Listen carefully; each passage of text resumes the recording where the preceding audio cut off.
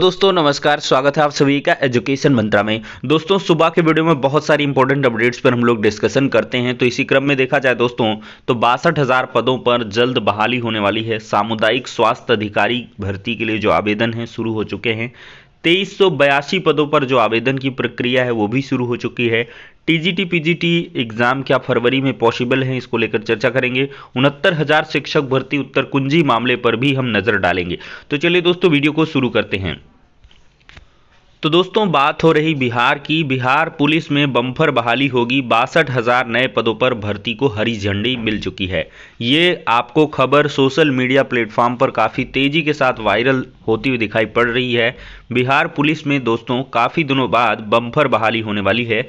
62,000 नए पदों पर भर्ती को हरी झंडी मिली है। महिलाओं को 35% आरक्षण दिया गया है। सबसे इसकी बड़ी बात है सिपाही की बहाली की अधियाचना जल्द। पुलिस मुख्यालय ने पिछले दिनों जिला और इकाइयों से सिपाही के रिक्त पदों की जानकारी मांगी थी। यह आंकड़ा मुख्यालय को प्राप्त हो चुका है। सिपाही के 6500 पद रिक्त हैं।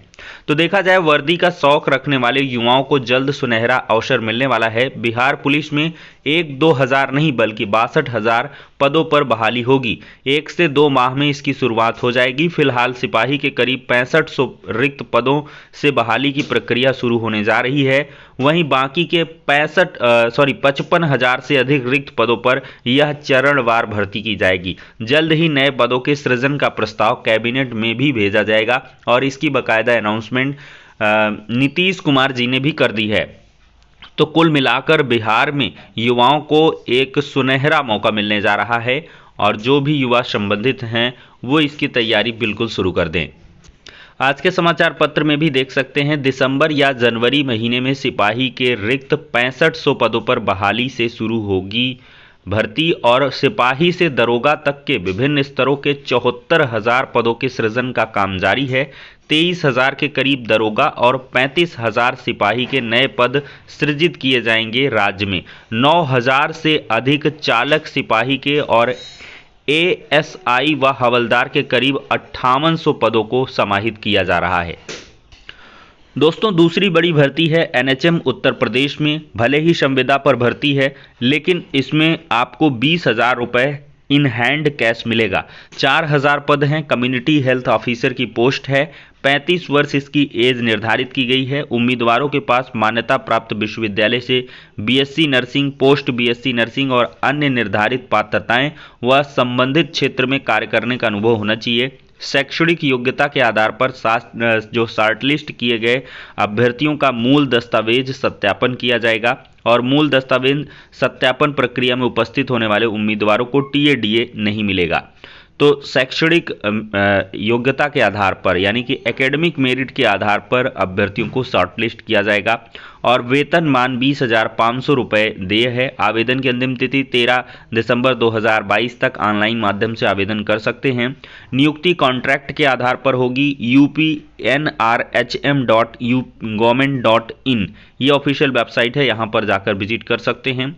और दोस्तों NIHFW में आवेदन कर सकते हैं। 17 पोस्ट हैं। असिस्टेंट के पद हैं। BA BSc BCom BE BTech ये सब अगर है आपके पास तो कर सकते हो। साक्षात्कार का आयोजन होगा। कॉन्ट्रैक्ट के आधार पर नियुक्ति है और 40,000 से लेकर 1,40,000 रुपये प्रति माह मानदेय मिलेगा। 23 दिसंबर 2022 ऑनलाइन आवेदन की आखिरी तारीख है। और दोस्तों ऑयल इंडिया लिमिटेड में भर्ती है। 35 पदों पर ग्रेड 3 और 7 पदों पर मौका है। 18 न्यूनतम और अधिकतम 40, 43, 45 है। 10वीं हो, सिविल हो, केमिकल हो, इलेक्ट्रिकल हो, मैकेनिकल इंजीनियरिंग किया हो, डिप्लोमा हो, ये सब सीबीटी मोड में एग्ज़ाम होगा। और यहाँ पर सीबीटी में English language, general awareness, reasoning आदि विषयों से क्वेश्चन पूछे जाएंगे। 26 दिसंबर 2022 ऑनलाइन आवेदन की लास्ट डेट है।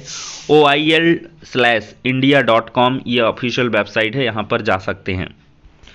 दोस्तों देखा जाए तो एक और बड़ी अपडेट है। CHSL 2022 के जो ऑनलाइन आवेदन हैं वो आज से शुरू हो जाएंगे और आज जो इसका विस्तृत नोटिफिकेशन है वो जारी किया जाएगा।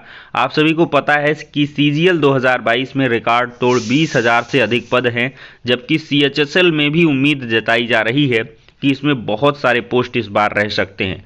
पदों की संख्या 20-25 हज़ार के करीब पहुंच सकती है या इससे ज़्यादा भी हो सकती है। अब देखते हैं, जब पिटारा खुलेगा तो खुद ही समझ आएगा कि कितने पदों पर यह भर्ती हो रही है। तो CHSL के लिए आप लोग अप्लाई ज़रूर करेंगे। बहुत ही इंपॉर्टेंट नोटिफिकेशन है, जारी होगा और काफ़ी आसान है। इसमें टाइपिंग वगैरह करके आप आराम से नौकरी ले सकते हो। अब दोस्तों यहाँ पर हम बात करेंगे TGT PGT एग्ज़ाम क्या फरवरी में होने वाले हैं। जी हाँ दोस्तों, अगर आयोग के सूत्रों की माने तो आयोग पूरी तैयारी में है कि सदस्यों का गठन यहाँ पर 15 तारीख तक कर लिया जाए, चूँकि नेक्स्ट डेट ऑफ हियरिंग 16 दिसंबर की लगाई गई है। 16 दिसंबर में सदस्यों की सूची लेकर आयोग को पहुंचना है और ऐसे में सदस्यों के अगर चयन का काम पूरा हो जाता है और हो ही जाएगा तो दिसंबर लास्ट तक जो आपके एग्ज़ाम की डेट है वो अनाउंस की जा सकती है। और यहाँ पर चेयरमैन साहब रिटायर भी हो रहे हैं अप्रैल में, तो इस आधार पर भी चेयरमैन साहब चाहते हैं कि उनके कार्यकाल में ही ये भर्ती प्रक्रिया पूर्ण करवा ली जाए। तो इसके लिए फरवरी में एग्ज़ाम हो सकता है, इसकी पूरी तैयारियां आयोग कर रहा है। तो फरवरी एग्ज़ाम डेट मानकर चलिए और आप लोग इसके लिए तैयारियां भी शुरू कर दीजिए। दोस्तों देखा जाए तो विशेषज्ञ चिकित्सकों के 2382 पदों पर भर्ती के लिए आवेदन शुरू हो चुका है। उत्तर प्रदेश लोक सेवा आयोग की तरफ से 2382 पदों पर ऑनलाइन आवेदन सोमवार से शुरू हो गए हैं। वेबसाइट पर जाकर ऑनलाइन आवेदन जमा करके आप लोग जो है 2 जनवरी तक पूरी तरीके से फॉर्म वगैरह को फिल कर सकते हैं। यदि आवेदन में त्रुटि हुई है तो अंतिम डेट से पहले संशोधन का एक मौका भी मिलेगा। हालांकि आयोग ने दिक्कतें करवाई हैं, सर्वर ठप होने से अभ्यर्थी परेशान हैं। आयोग ने विशेषज्ञ चिकित्सकों की भर्ती 5 दिसंबर से शुरू करने की सूचना 30 सितंबर को ही प्रसारित कर दी थी, लेकिन सोमवार सुबह से आयोग का सर्वर ठप रहा। पूरे दिन अभ्यर्थी परेशान रहे, लेकिन आयोग की वेबसाइट सुबह से लेकर दोपहर तक नहीं खुल रही थी। आयोग ने NIC से संपर्क कर वेबसाइट दुरुस्त करने को कहा है। शाम को वेबसाइट खुल सकी। आयोग के मीडिया प्रभारी विनोद गौड़ का कहना है कि सर्वर में समस्या के कारण वेबसाइट को लेकर थोड़ी समस्या थी, अब उलझनें दूर हो गई हैं। तो जो भी भाई इससे संबंधित है अप्लाई करें। अब दोस्तों हम बात करेंगे, एक अंक कराएगा 1000 अभ्यर्थियों का चयन। एक प्रश्न के उत्तर पर विवाद के चलते अंक नहीं पाने पर चयन से बाहर हुए 69,000 शिक्षक भर्ती के करीब 1000 अभ्यर्थियों को जल्द नियुक्ति मिलने की उम्मीद जगी है। हाईकोर्ट ने उत्तर कुंजी विवाद में एक अंक के चलते चयन से वंचित याचिकाकर्ता अपीलकर्ता को 1 अंक देकर शिक्षक पद पर चयन करने का आदेश का अनुपालन नहीं करने पर नाराजगी जताई है। उत्तर प्रदेश परीक्षा नियोग प्राधिकारी सचिव को अनुपालन का हलफनामा देने का अवसर दिया है। इस भर्ती में PNP की उत्तर कुंजी के कुछ उत्तरों पर अभ्यर्थियों ने आपत्ति की थी। कोर्ट की डबल बेंच ने एक प्रश्न के उत्तर के चारों विकल्पों को गलत मानते हुए 1 अंक देने का फैसला दिया था। आदेश के विरुद्ध सुप्रीम कोर्ट गई, सरकार की अपील खारिज हो गई और फाइनली देखा जाए तो 1 अंक पर लगभग 1000 जो याचिकाकर्ता हैं, यानी कि जो पेटिशनर्स हैं, उनको लाभ मिलेगा। ये हाई कोर्ट से लेकर सुप्रीम कोर्ट तक वही पेटिशनर्स हैं और वही ऑर्डर है, कंप्लाइंसेस उसके होते गए हैं। सिंगल बेंच में सरकार हारी, डिवीज़न बेंच में गई, डिवीज़न बेंच में हारी, सुप्रीम कोर्ट में गई और सुप्रीम कोर्ट से फाइनली जो है सभी जो पेटिशनर्स रहे हैं उनको बस नियुक्तियां मिलेंगी।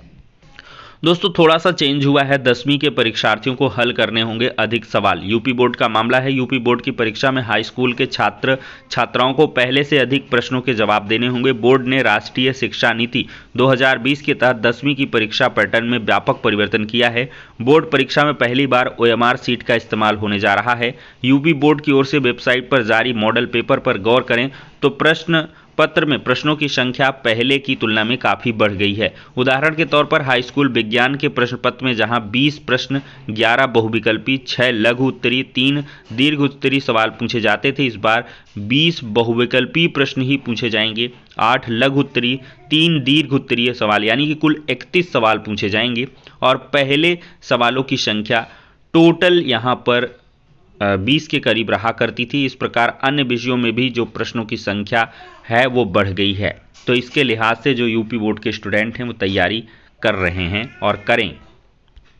एक छोटी सी सूचना है, सीधी भर्ती के लिए इंटरव्यू 19 व 20 को है। उत्तर प्रदेश लोक सेवा आयोग की ओर से गृह पुलिस विभाग में 2018-19 में विज्ञापित सहायक रेडियो अधिकारी के 12 पदों और प्राविधिक शिक्षा विभाग में 2014-15 में विज्ञापित कर्मशाला अनुदेशक फिटिंग और प्लम्बिंग कि 11 पदों पर सीधी भर्ती के लिए 19 और 20 दिसंबर को साक्षात्कार कराया जाएगा। उप सचिव विनोद कुमार गौड़ के मुताबिक साक्षात्कार संबंधी विस्तृत सूचना आयोग की वेबसाइट पर उपलब्ध है। जो भी संबंधित हैं भाई इसका संज्ञान ले सकते हैं और इसके आधार पर ऑनलाइन आवेदन कर सकते हैं। तो दोस्तों ये हो गया आज का वीडियो। पसंद आया हो तो लाइक एंड शेयर करें। नेक्स्ट वीडियो में मिलते हैं।